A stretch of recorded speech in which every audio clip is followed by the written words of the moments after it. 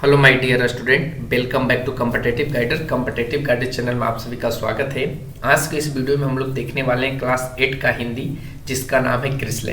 तो आज हम लोग क्रिसले का यहाँ पे चैप्टर नंबर 2 जिसका नाम है ईदगाह का हम लोग प्रश्न उत्तर देखने वाले हैं। इनके लेखक हैं प्रेमचंद और इस चैप्टर के बारे में हमने पढ़ा रखा है। चैनल के प्लेलिस्ट को चेक करेंगे तो वहाँ आपको मिल जाएगा।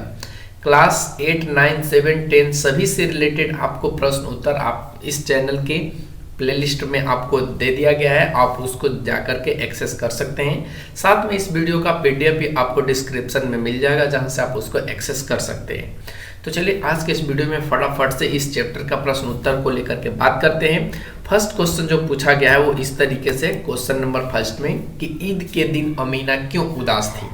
तो आपको पता है कि अमीना के घर में खाने पीने का एक दाना तक नहीं था, जिसके कारण वो उदास रहती थी। साथ में उसका जो बेटा और उसकी जो बहू थी वो भी मर चुकी थी। उसका सिर्फ एक ही जो पोता था जिसका नाम था हामिद, वही सिर्फ उसके घर में था और वो खुद थी। तो आइए इसका उत्तर हमने यहाँ पे लिखा है कि ईद के दिन अमीना के घर में खाने का एक दाना तक नहीं था। उसके पास इतना पैसा भी नहीं है जिससे हामिद के लिए नए कपड़े खरीद सके। और ये सब बातें सोच करके अमीना उदास अपने कोठरी में बैठी हुई थी। चलते क्वेश्चन नंबर 2 पे। क्वेश्चन नंबर 2 में कहा है कि हामिद या खिलौने के बीच चिमटे चयन करता है। हामिद है जो मिठाई और खिलौने के बीच में चिमटा का चयन करता है, ऐसा वो क्यों करता है। तो आपको पता है कि हामिद के पास उतना पैसा नहीं था जिससे वो मिठाई और खिलौना खरीद सके, जिसमें वो चिमटा का चयन करता है। आइए हमने यहाँ पे उत्तर में लिखा है कि हामिद ने सोचा कि मिठाइयाँ से केवल जीभ का स्वाद आता है जो क्षण भर के लिए होता है। खिलौने भी मिट्टी के बने हैं, जिस पर पानी पड़ते ही उसका रंग उड़ जाएगा, ठोकर लगने पर वो टूट फूट जाएगा। ऐसे खिलौने लेकर मैं क्या करूंगा। यानी हामिद अपने आप को बोलता है कि मैं ऐसा खिलौना लेकर क्या करूंगा जो इस पर पानी पड़े तो ये इसका रंग उड़ जाए, ठोकर लगे तो टूट फूट जाए, मैं ऐसा चीज लेकर क्या करूंगा। लेकिन यदि चिमटा मैं लेता हूं तो ये न टूटेगा न फूटेगा और साथ में दादी का काम भी आएगा, क्योंकि जो रोटी है उसको सेकती है दादी, तो उस समय उसकी उंगलियां जल जाती है जब वो तवे से रोटी को उतारती है। और ये सब बात सोच करके हामिद क्या करता है, चिमटा का चयन करता है। चलते हैं नेक्स्ट क्वेश्चन। क्वेश्चन नंबर 3 में कहा है, मेला जाने से पहले हामिद दादी से क्या कहता है। तो आइए इसका उत्तर भी देखते हैं। हमने लिखा है कि हामिद भीतर जाकर दादी से कहता है कि तुम डरना मत, मैं सबसे पहले आ जाऊंगा अम्मा, बिल्कुल डरना मत। इतना बोलकर वो मेला चला जाता है। नेक्स्ट क्वेश्चन है, मेले में चिमटा खरीदने से पहले हामिद के मन में कौन कौन से विचार आए, वर्णन कीजिए। देखिए ये वर्णन करने वाले क्वेश्चन है तो थोड़ा लॉन्ग होगा, आप लोग इसको लॉन्ग में ही लिखेंगे क्योंकि यहाँ पे वर्णन करना है। अगर वर्णन नहीं करना होता तो हम लोग शॉर्ट में निपट जाते, लेकिन यहाँ पे वर्णन करने की बात करा है तो हम लोग इसको शॉर्ट में न लेकर के लॉन्ग में लेकर चलेंगे। चलिए इसका उत्तर देखते हैं। हमने लिखा है कि मेले में चिमटा खरीदने से पहले हामिद का मन एक वयस्क की विचार करने लगा है। यानी वो वयस्क की तरह, एक जवान व्यक्ति की तरह वो विचार करता है। खिलौने तो सभी अच्छे थे, जो वहां पे थे ना, वो सभी खिलौने अच्छे थे, लेकिन किसे ले, सभी 2-2 पैसे के हैं। इतनी महंगी खिलौने लेकर के वो क्या करेगा। यदि उस पर पानी पड़ा तो उसका रंग धुल जाएगा, हाथ से छूटा तो वो टूट फूट जाएगा। जब लोहे की दुकान पर वो जाता है तो उसका मन विचारने लगता है कि दादी के पास चिमटा नहीं है और रोटी सेकते समय उसकी उंगलियां जल जाती हैं। अगर वो चिमटा ले ले और दादी के पास लेकर जाएगा तो बहुत वो खुश होगी और कभी उनकी उंगलियां भी नहीं जलेगी। अम्मा कहने का मतलब उसकी दादी हजारों दुआएं देंगी। इन लोगों के खिलौने पर कौन दुआएं देगा। यानी कहने का उसका मतलब है कि जो बच्चे खिलौना ले रहे हैं उनको देख करके कौन लोग दुआ देगा। लेकिन यदि वो चिमटा लेकर जाता है तो उसकी जो अम्मा है, उसकी जो दादी, उसे हजारों दुआएं देंगी और बड़ी की जो दुआएं होती है ना, वो सीधे अल्लाह के दरबार में पहुंचती है और वहां तुरंत सुनी जाती है। तो इस तरीके से हमने इसका आंसर लिखा है। चलते क्वेश्चन नंबर 5 में कहा है कि हामिद ने चिमटे को किन किन रूपों में उपयोग करने की बात कही है। आइए देखते हैं इसका उत्तर। उत्तर में हमने लिखा है कि हामिद चिमटे को बंदूक, फकीरों के चिमटे, मंजीरे तथा खिलौने को जान निकालने वाला हथियार के रूप में उपयोग करने की बात की है। नेक्स्ट क्वेश्चन, क्वेश्चन नंबर 6 में कहा है ईदगाह कहानी आपको कैसी लगती है, इस कहानी की मुख्य विशेषताएं बताइए।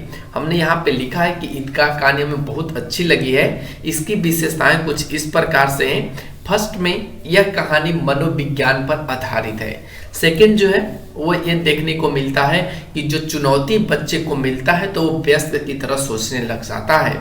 साथ में इस कहानी में गरीब बच्चे अपने को गरीब न समझते हुए साहस दिखाया है।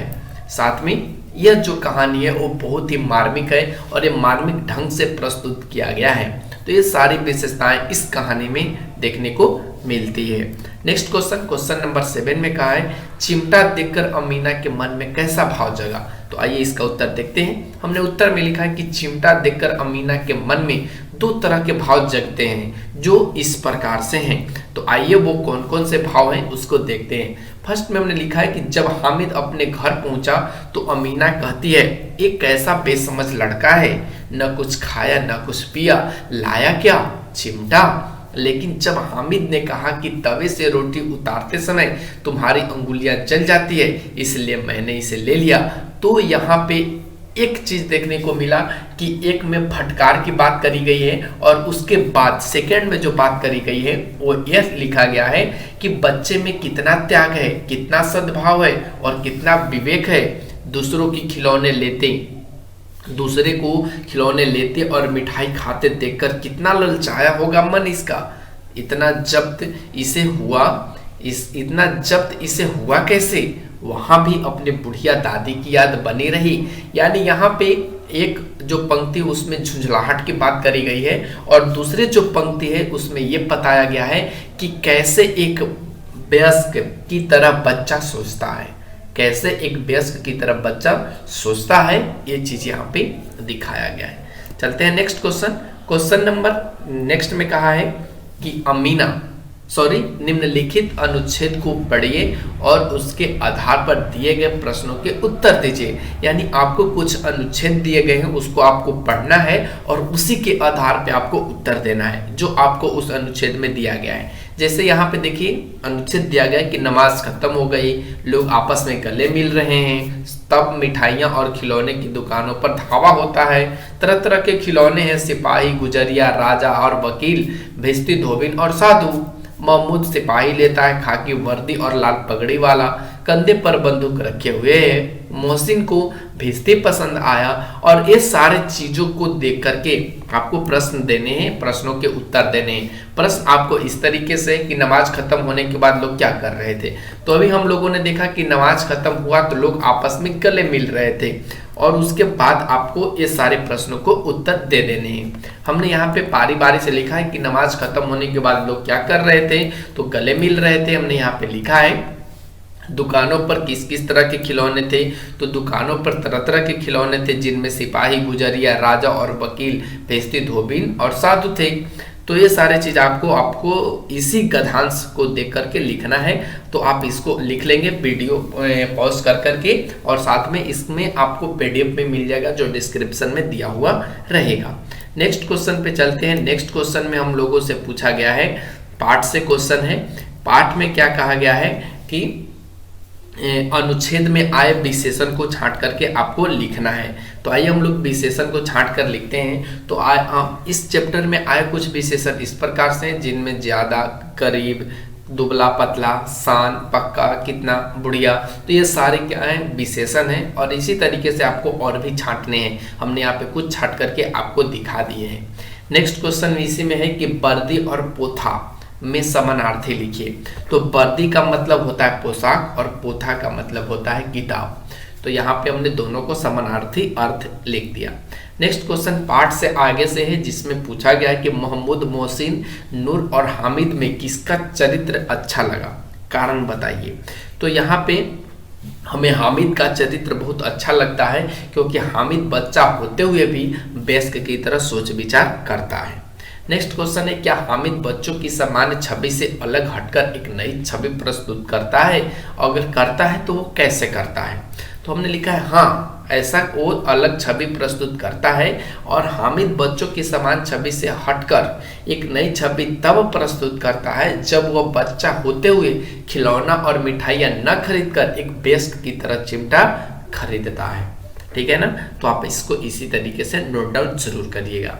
क्वेश्चन नंबर 3 में कहा कि चुनौती बच्चे को परिपक्व बना देती है, इस उक्ति की व्याख्या कीजिए। तो हमने यहाँ पे लिखा है कि हामिद के पास अन्य बच्चों की अपेक्षा पैसा कम है और उसे कुछ सामान भी खरीदना है।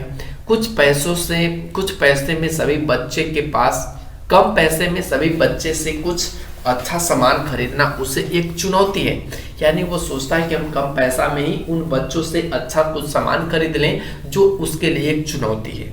यह चुनौती हामिद को एक वयस्क की तरह परिपक्व बना देती है, जिससे वह सभी से अच्छा और अधिक मजबूत उपयोगी सामान व चिमटा का चयन करता है। नेक्स्ट क्वेश्चन है कि त्योहार हमारे जीवन के अभिन्न अंग हैं, इस कथन की व्याख्या कीजिए। तो देखिए, ये प्रश्न आपको खुद से आंसर राइटिंग करने हैं और आप लोग कमेंट सेक्शन में जरूर बताएं कि आप लोगों ने इसका आंसर राइटिंग कर लिया या नहीं किया। चलते हैं नेक्स्ट क्वेश्चन नंबर नेक्स्ट में कहा गया है कि वाक्य में प्रयोग करना है जो नीचे लिखे शब्द हैं। जैसे रंग जमना का आपको वाक्य बनाना है। तो हमने इसका बनाया कि हामिद 2 पैसे में चिमटा लेकर सबके बीच अपना रंग जमा लिया। ठीक है ना, तो इसी तरीके से यहाँ पे आपको पूरे का पूरा आपको बना देने हैं। जैसे गदगद होना, तो इसका क्या लिखेंगे कि अमीना हामिद की चिमटा वाली बात सुनकर क्या हो गई, गदगद हो गई। फिर उसके बाद भेंट चढ़ना कहने का मतलब वो किसी न किसी कारणवश अपने से दूर हो जाना। तो हमने यहाँ पे लिखा है कि हामिद के अब्बा हैजा के भेंट चढ़ गए। आगे बढ़े तो अगला है कि बाल बांका ना होना कहने का मतलब कोई भी कष्ट या किसी भी तरह का कोई क्षति नहीं पहुंचना। हमने यहाँ पे लिखा है कि हामिद के दोस्तों का खिलौना चिमटा का बाल भी बांका न कर सका। जो हामिद के दोस्तों का खिलौना है वो हामिद के जो चिमटा है उसको बाल भी बांका कभी नहीं करेगा, क्योंकि वो लोहे का बना हुआ है। फिर अगला है कि पैरों में पर लगना। तो आइए पैरों में पर लगना का मतलब देखते हैं। पैरों में पर लगना कहने का मतलब जल्दीबाजी होना। ठीक है ना, और ईद के दिन वही हुआ जब ईद आया तो बच्चे मेला देखने जाने के चक्कर में ऐसा लग रहा था कि मानो उनके पैरों में पर लग चुका है। अगला है कुबेर का धन मिल जाना। कुबेर का धन कहने का मतलब माला माल हो जाना या खजाना का मिल जाना। और हमने यहाँ लिखा है कि ईद के दिन सभी बच्चे के जेब में कुबेर का धन भरा था। यानी कहने का मतलब सभी के पास पैसे उस दिन थे। तो आज का वीडियो यहीं तक हम लोग रखते हैं और इस चैप्टर का यहीं पर समापन करते हैं। अगले वीडियो में हम लोग चैप्टर नंबर 3 का प्रश्न उत्तर देखेंगे। क्लास 8, 9, 10 से रिलेटेड कोई भी वीडियो पाने के लिए आप लोग चैनल को सब्सक्राइब करें और बेल आइकन को प्रेस करें। Thanks for watching, take care, bye bye.